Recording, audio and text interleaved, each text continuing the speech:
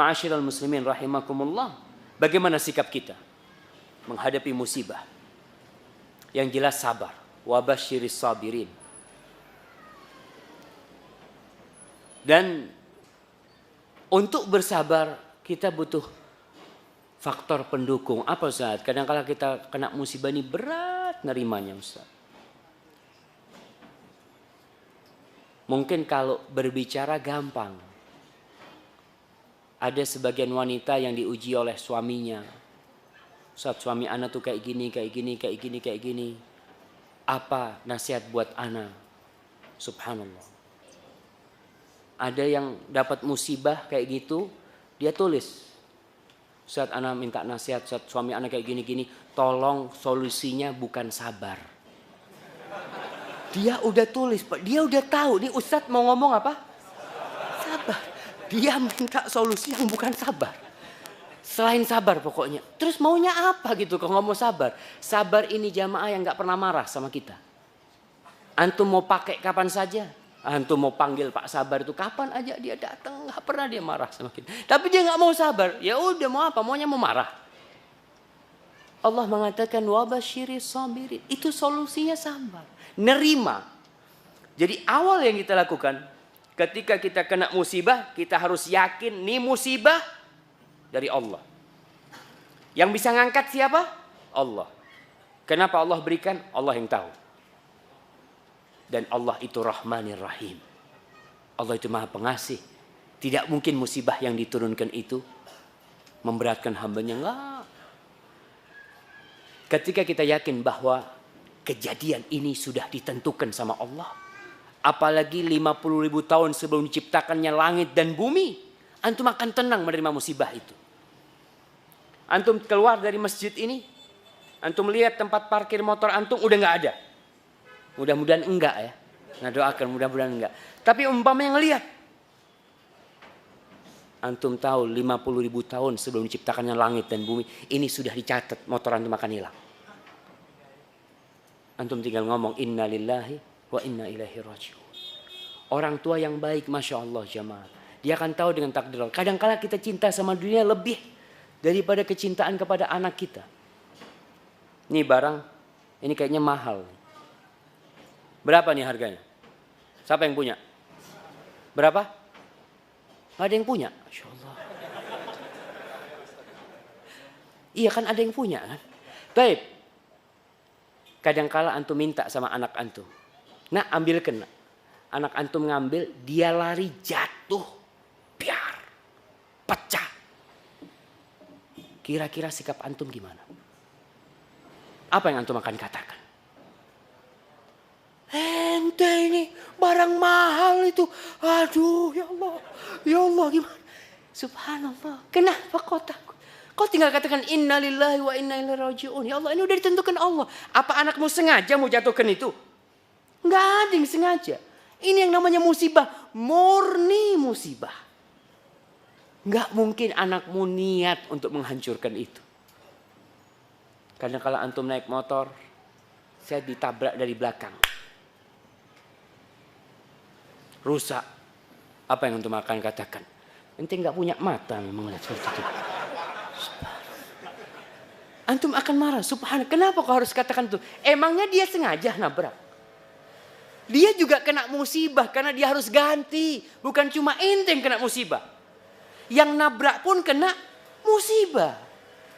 Orang itu gak ingin nabrak orang lain. Insya Allah ya. Orang yang benar gak akan punya keinginan nabrak orang lain. Tapi kadang-kala terjadi. Maka seorang mukmin ketika dapat musibah. Dia mengatakan inna lillahi wa inna ilaihi raji'un. Apalagi antum sudah ngaji. Tapi banyak orang yang sudah ngaji yang udah kenal sunnah. Tapi prakteknya ada. Insya Allah ana lihat sebagian jamaah sudah mulai merem-merem. Nah apa-apa lah. Jangan lupa baca doa.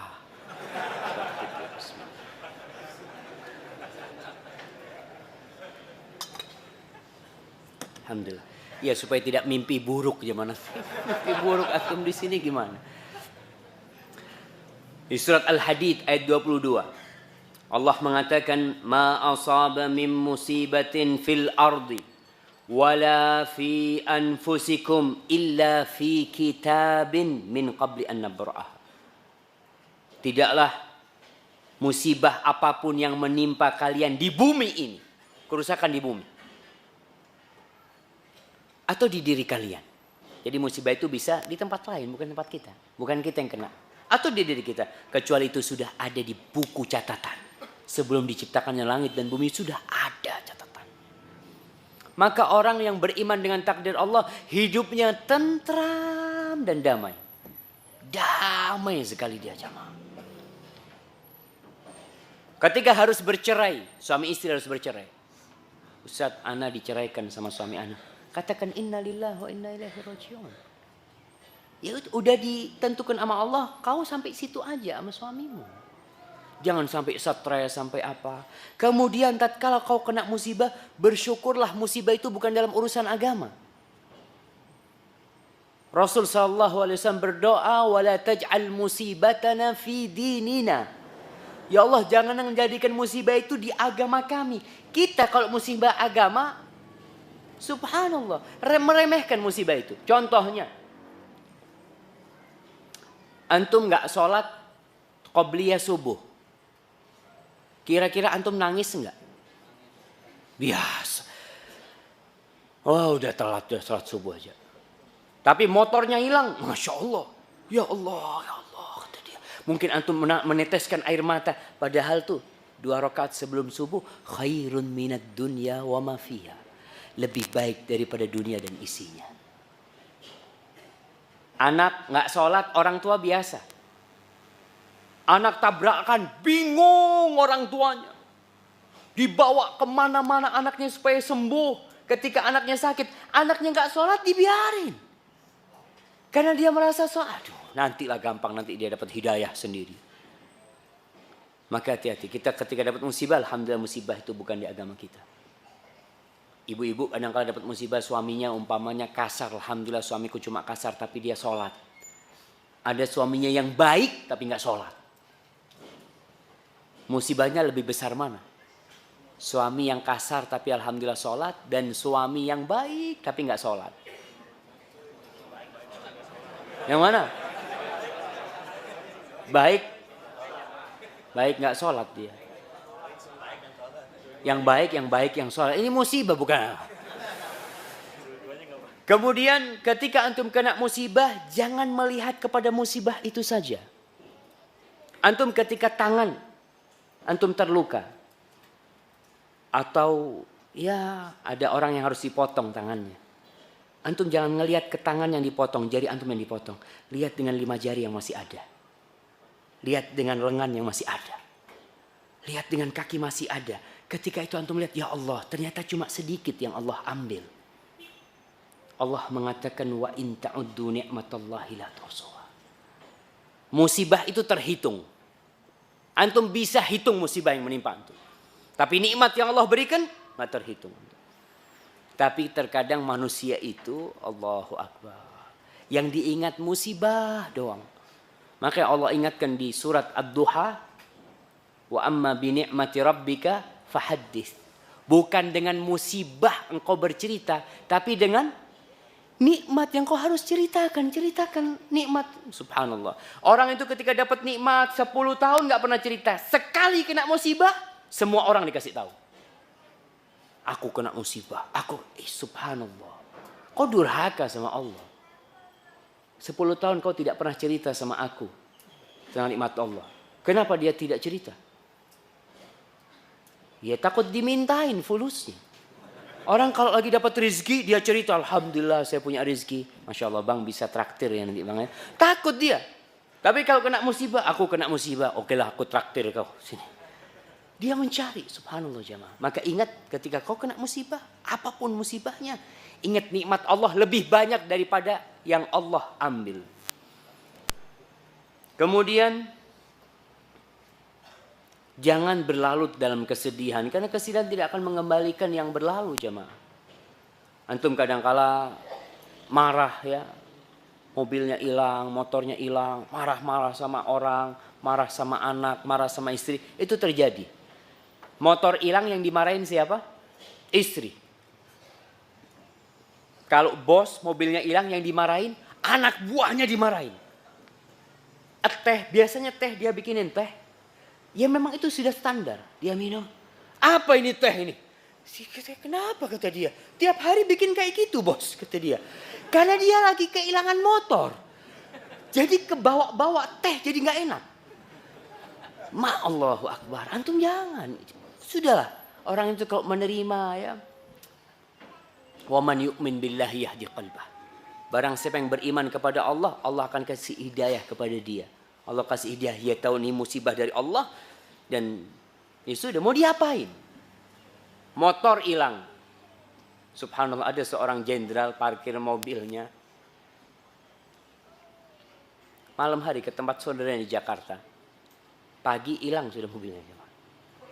Kata dia, Allah Ustaz, itu mobil dari jerih payah kata dia. Nyelengi sebelum dia jadi ya hilang. Si suami biasa-biasa aja, yang nggak biasa-biasa siapa? Istri kadang kala. Si suami udahlah katanya. Gimana sudah? Nggak sudah ini. Mobilnya hilang. Ya sudah hilang mau diapain? Kok mau marah-marah sama siapa? Ada orang mengatakan ya andai kata bapak tadi malam parkirnya di dalam, andai kata dititipin ke sana, andai kata, oke, kalau andai kata 1000 kali balik nggak mobilnya? Nggak balik. Terus buat apa kok andai kata? Itu taftah amalah syaitan. Maka sekali lagi jangan berkata andai kata. Udahlah qadarullah wa masya'al fa'al. Kemudian musibah itu kita ingat membuka pintu amal kebajikan. Musibah. Berapa banyak orang yang kembali ke masjid ini karena musibah. Banyak orang ketika sukses nggak ke masjid. Ketika bangkrut, kelihatan di soft pertama di masjid. Orang imamnya Masya Allah, tumben ente di masjid. Naam, ana berubah, ana akan tobat kepada Allah. Karena duitnya udah habis dia. Itu nikmatnya musibah. Antum ketika dapat musibah, dan buktikanlah. Orang yang kena musibah alhamdulillah, kita sendirilah. Banyak di antara bapak-bapak mungkin kenal dakwah sunnah setelah mengalami musibah. Kadang-kala ada yang ya musibah di rumahnya, di keluarganya. Kemudian dia cari jalan. Allah berfirman di surat Az-Zumar. Ayat 8. Wa idza massal insana dhurrun da'a rabbahu muniban ilaih. Apabila seorang insan ditimpa kesulitan, ditimpa suatu petaka, apa yang dia lakukan? Da'a rabbahu muniban ilaih. Dia akan memohon kepada Allah. Mohon banget sama Allah. Mau kemana dia minta tolong? Apalagi kalau sudah jalan buntu. Yang ada cuma Allah. Orang dulu ketika sehat nggak pernah ke masjid. Nggak pernah ke masjid. Tabrakan, cacat. Akhirnya ke masjid. Dengan mungkin dia pakai tongkat ya. Masya Allah. Lalu dia cerita, ya Allah Ustaz, andai kata ana ya nggak cacat gini, mungkin ana akan lebih semangat ke masjid. Bohong ente. Ente dulu sehat nggak pernah ke masjid. Kan sekarang angan-angan kan. Orang itu alhamdulillah kau pincang pakai tongkat ke masjid. Daripada sehat nggak ke masjid. Maka ada banyak nikmat Allah dengan musibah yang diturunkan. Berapa banyak istri-istri ketika mendapatkan suami yang zalim, dia bangun tengah malam. Dulu ketika suaminya nggak zalim nggak pernah sholat malam. Karena suaminya zalim, kata Ustadz suruh bangun malam dia. Dia bersyukur punya suami yang zalim, bisa bangun malam. Kalau suaminya baik nggak bangun malam dia kan. Itu kalau kita lihat dalam artian, lihatlah dari sisi lainnya. Kita alhamdulillah Ustaz. Alhamdulillah Ustaz, anak sejak suami anak ya kurang perhatian sama anak banyak berdoa, anak banyak beristighfar, anak banyak ini, banyak itu. Dan itu kebaikan jamaah.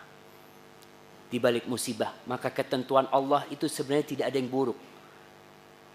Semuanya indah. Makanya dalam doa itu dikatakan wasyarru laysa ilaik. Kejahatan itu tidak dinisbatkan kepadamu ya Allah. Kita yang memandang itu jahat kita. Ma'asyiral muslimin rahimakumullah. Kemudian yang terakhir husnudzon. kepada Allah. Ketika dapat musibah, kalian berhusnudzon kepada Allah. Ini pasti ada hikmahnya. Anak meninggal, dapat musibah apapun ya. Allah mengatakan wa asa an takrahu syai'an wa huwa khairul lakum wa asa an tuhibbu syai'an wa huwa syarrul lakum wallahu ya'lam wa antum la ta'lamun. Di surat Al-Baqarah ayat 216. Al-Baqarah ayat 216 Allah mengatakan bisa jadi kalian benci sesuatu padahal itu baik buat kalian, dan bisa jadi yang kalian cintai itu buruk buat kalian. Wallahu ya'lam wa antum la ta'lamun. Kita ini benar-benar enggak punya ilmu loh jemaah. Wa ma utitum minal ilmi illa qalil. Ilmu kalian itu dikit banget. Jangan sok jadi orang. Kita dapat musibah, dikasih nasihat, insya Allah ada hikmahnya. Apa hikmahnya? Subhanallah. Kadang-kala marah seperti itu. Pernah Rasul Sallallahu Alaihi Wasallam lewat seorang wanita di kuburnya. Dia dikubur anaknya, dia lagi sedih dengan anaknya. Rasul datang kepada dia mengatakan, ihtasibi, bersabarlah kau, innamas sabru inda sadamatil ula. Sabar itu adalah di awal ditimpa musibah. Sabar yang sebenarnya itu ketika antum melihat motor antum hilang. Ketika antum sabar di situ, itu kesabaran yang sebenarnya. Tapi kalau setelah 3 hari, iya ya, ana harus sabar memangnya. Udah 3 hari udah lewat. Itu udah nggak, kesabaran tidak seperti kesabaran yang Nabi SAW mengatakan kepada wanita itu, memberikan nasihat. Perempuan itu tidak tahu bahwa yang berkata adalah Rasulullah SAW. Apa kata wanita itu? Innaka lam tusab bi musibati. Engkau tidak ditimpa musibah seperti musibahku. Ya udah ditinggal sama Rasulullah SAW. Dikatakan, tadi itu Rasulullah SAW mengatakan. Langsung dia bangun datang Rasul. Ya Rasul, aku tadi nggak tahu macam-macam. Lalu Nabi mengatakan, innamas sabru inda sadamatil ula. Sabar itu ketika awal ditimpa musibah, itu kesabaran sebenarnya. Kalau setelah berhari-hari, maka berbeda jemaah. Ada banyak orang yang tanya sama saya. Kadang-kadang dia tanya, apalagi via WhatsApp ya, macam-macam. Saya jawab ya, ada yang masalah keluarga, yang masalah macam-macam, ada masalah ibunya ininya, ada yang anaknya. Selalu nasihatnya ya sabar, Allah suruh sabar, fasabrun jamil, sabar yang baik. Ada perempuan-perempuan yang mengatakan, iya Ustadz tidak ditimpa musibah seperti saya, kata dia. Ya, alhamdulillah nggak dapat musibah kayak gitu. Ya kita bersyukur nggak dapat musibah seperti itu. Kita kan cuma bisa memberikan arahan kayak gini nih, kayak gini jalannya. Kau mau silahkan, nggak mau silahkan. Kalau kita melihat ucapan-ucapan as-salafus saleh dalam masalah kesabaran ini, masya Allah, mereka benar-benar memberikan semangat kepada murid-murid mereka, kepada umat Islam pada masa mereka itu untuk bersabar. Kata Umar bin Abdul Aziz, ma an'amallahu ala abdin ni'matan. Tidaklah Allah memberikan sebuah nikmat kepada hamba. Fantaza'aha minhu. Kemudian Allah cabut tuh nikmat. Antum dulu punya 2 rumah, punya 3 rumah. Tahu-tahu 3 rumah dicabut, antum harus ngontrak umpamanya. Fa'adahu makanahu sabr illa kana ma'awwadhu khairan mimman taza'ahu. Kemudian Allah ganti dari harta yang diambil dengan kesabaran. Maka kesabaran itu lebih baik dari 3 rumah yang diambil sama Allah. Itu lebih baik ketika kau dikasih kesabaran. Kenapa? Innama yuwaffas sabiruna ajrahum bighairi hisab. Allah akan kasih pahala sama engkau. Orang-orang yang sabar tanpa perhitungan, dia nggak ada hitung-hitungan. Allah kasih seperti itu kepada orang yang bersabar. Asalkan dikasih kesabaran. Dan antum teladanilah orang-orang yang soleh. Para nabi. Bagaimana kesabaran mereka. Di surat Al-An'am ayat 90. Allah mengatakan ketika menceritakan tentang orang-orang soleh, tentang para nabi. Lalu Allah mengatakan, ulaika alladzina hadallah. Ulaika alladzina hadallah. Fabihudahu muqtadih. Mereka adalah orang-orang yang diberi petunjuk oleh Allah, maka dengan petunjuk mereka kau tiru, kau teladani mereka itu. Allah mengatakan kepada Rasul sallallahu alaihi wasallam, "Fasbir kama sabara ulul azmi minar rusul." Bersabarlah engkau Muhammad seperti kesabarannya ulul azmi minar rusul. Di antara utusan Allah itu ada yang ulul azmi. Siapa mereka? Yang pertama, Nabi Nuh, Musa, Ibrahim, Musa, Isa, dan Nabi kita Muhammad sallallahu alaihi wasallam. Ini Nabi kita disuruh sama Allah meniru sabarnya ulul azm. Nabi Nuh, bagaimana kesabaran Nabi Nuh? Coba kita lihat. Antum kalau berdakwah, kadangkala antum berdakwah di kampung antum mulai dibenci sama masyarakat. Antum lihat Nabi Nuh. Beliau berdakwah 950 tahun. 950 tahun. Antum kadangkala berdakwah baru setahun, ya Allah susah ngasih nasihat mereka Ustaz. Oh, kayaknya udah gak bisa. Orang tuanya, kadangkala ngasih nasihat orang tuanya. Allah Ustaz ya, doakan orang tua anak Ustaz ya. Memang keras kepala, anak sudah berdakwah sama dia. Berapa lama ente berdakwah? Ya Ustaz baru 3 minggu. Baru 3 minggu sudah menyalahkan orang tuanya. Sabar. 950 tahun baru. Makanya kalau dikatakan sabar itu ada batasnya, naam. Berapa tahun? 950 tahun. Kayak sabarnya Nabi Nuh alaihissalam. Kalau sudah seperti itu, kau boleh berdoa tuh seperti doanya Nabi Nuh. Nabi Nuh alaihissalam bangun bikin kapal, tiap hari dihina. Bagaimana proses dakwah Nabi Nuh alaihissalam? Apa kata Nabi Nuh? Wa inni kullama da'autuhum litaghfira lahum ja'alu asabi'ahum fi adhanihim wastaghshaw thiyabahum wa asarru wastakbaru istikbara thumma inni da'autuhum jihara thumma inni a'lantu lahum wa asrartu lahum israra faqultu astaghfiru rabbakum innahu kana ghaffara. Nih dakwanya Nabi Nuh. Antum baca ada surat Nuh. Allah turunkan surat Nuh. Kata Nabi Nuh, setiap aku berdakwah kepada mereka, mereka itu ya Allah naruh tangannya di telinganya. Antum bisa bayangin, antum ceramah, tahu-tahu ada orang lewat gini. Bukan cuma itu, dia sudah taruh ini, dia tutup kepalanya. Supaya mungkin tidak melihat atau apa. Benar-benar tidak mau mendengarkan dakwanya Nabi Nuh alaihissalam. Bapak mewariskan itu kepada anaknya. Jadi anak itu, kenapa yang beriman di kaumnya Nabi Nuh itu sedikit? Karena memang keturunan bapak ngasih, hati-hati sama Nuh. Hati-hati sama Fulan. Kan banyak di masyarakat. Hati-hati jangan dekat-dekat sama Fulan. Jangan dekat-dekat sama Fulan. Terjadi seperti itu, sabar. Seperti sabarnya Nabi Nuh alaihissalam. Nabi Nuh itu bukan cuma diuji di kaumnya. Diuji di istrinya. Istrinya kafir. Na'udzubillah min dzalik. Diuji sama Allah Jalla Jalaluh. Diuji sama anaknya. Anaknya kafir. Tapi beliau bersabar menghadapi hal itu. 950 tahun berdakwah. Kan ada orang yang berdakwah. Ya Allah anak kayaknya sudah istirahat lah. Biar dilanjutkan sama generasi selanjutnya. Tetap berdakwah. Bumi Allah ini luas. Banyak tempat berdakwah. Kau berdakwah di situ. Kemudian Nabi Musa alaihissalam. Nabi Ibrahim dulu. Bagaimana ujian Nabi Ibrahim, Masya Allah. Diuji dengan bapaknya. Bapaknya kafir. Kalau Nabi Nuh anaknya yang kafir. Nabi Ibrahim bapaknya kafir.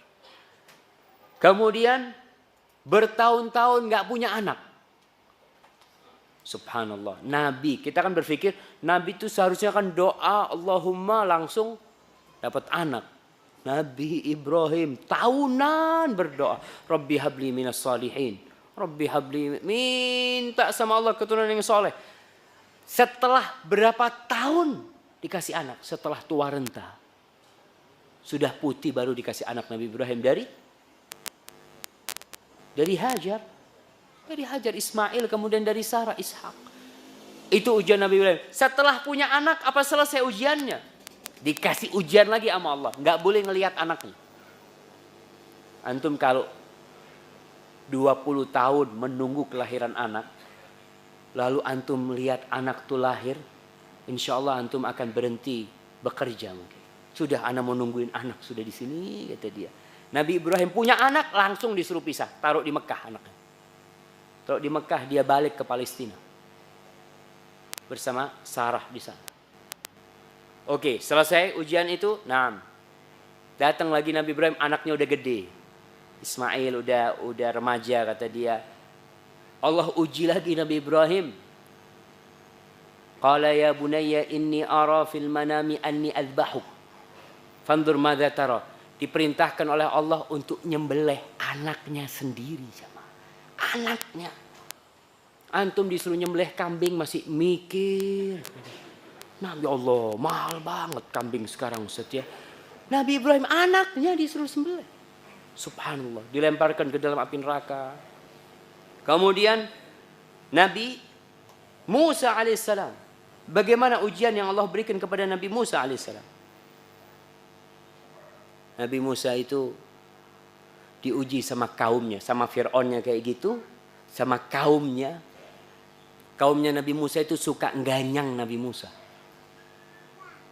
Mereka itu pernah ngomongin ya, ini. Jadi antum ketika menjadi pendakwah di kampung, diomongin gak enak itu biasa. Kaumnya Nabi Musa ini sampai berbicara tentang kemaluannya Nabi Musa. Bani Israel itu kalau mandi mereka bareng, telanjang. Dulu syariat Nabi Musa, mandi itu boleh telanjang tuh. Syariat Islam udah gak boleh. Nabi Musa malu untuk mandi di satu tempat sama kaumnya. Nabi Musa mesti cari tempat yang menjauh. Apa kata kaumnya?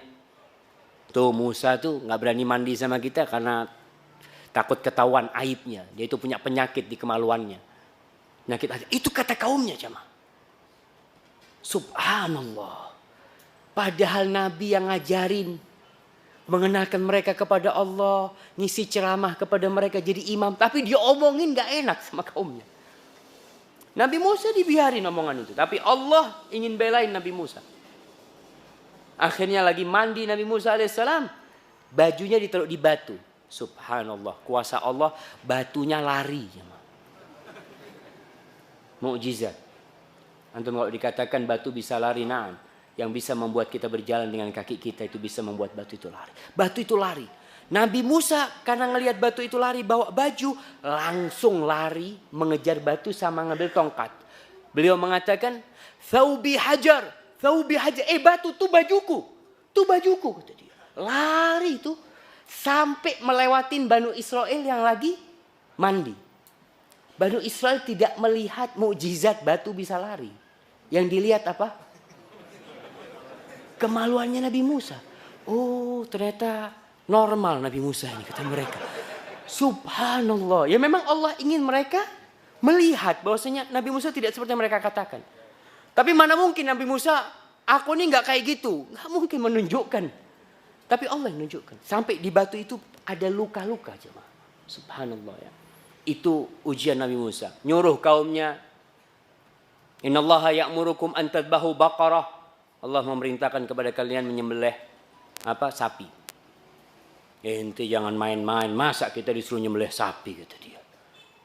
Iya kata dia. Terus gimana model sapinya? Model sapinya gini-gini. Warnanya gimana? Subhanallah.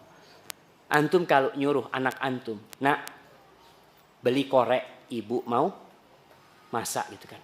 Pak koreknya yang merek apa? Oh koreknya yang merek apa jemaah? Merek A. Oke Pak. Terus yang warnanya kayak apa?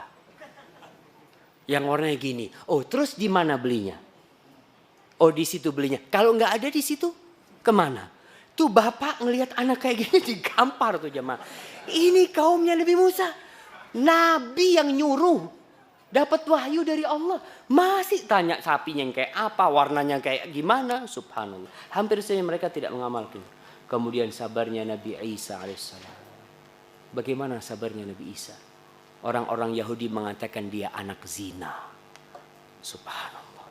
Nabi dikatakan di kaumnya, di masyarakat. Orang-orang kenalnya ada anak zina. Oleh orang-orang Yahudi. Dan tersebar di masyarakat itu. Kemudian berdakwah, diperangin ya. Sampai mau dibunuh Nabi Isa bersabar sehingga Allah mengangkat Nabi Isa. Adapun Nabi kita Muhammad sallallahu alaihi wasallam, maka tiada nabi yang lebih sabar seperti kesabaran Nabi kita Muhammad sallallahu alaihi wasallam. Beliau berdakwah dikatakan majnun, dikatakan sahir, dikatakan penyair, dikatakan kahin. Semua yang disematkan, keburukan disematkan kepada Rasul SAW. Beliau diembargo sampai sempat nggak makan kecuali rumput daun-daunan ya. Beliau dilemparin batu, beliau meninggalkan kaumnya, beliau terluka pipinya berdarah, giginya patah sallallahu alaihi wasallam, dan beliau tetap beribadah kepada Allah. Enggak ada Nabi mengatakan, ya Allah aku kan nabimu, kok aku sampai kena musibah kayak gini. Enggak ada cuma. Bahkan beliau sholat sampai bengkak kakinya. Ketika ditanya, kenapa Muhammad? Kenapa ya Rasulullah? Qad ghafarallahu laka ma taqaddama min dzambika wa ma ta'akhkhar. Allah sudah ampuni semua dosamu, yang dulu dan yang akan datang. Kenapa kau masih harus seperti ini beribadah? Apa kata Rasulullah SAW? Afala akunu abdan syakura. Apa enggak pantas aku menjadi hamba yang bersyukur kepada Allah? Kalau antum berpikir, apakah Nabi itu punya rumah mewah sehingga bersyukur atas rumahnya?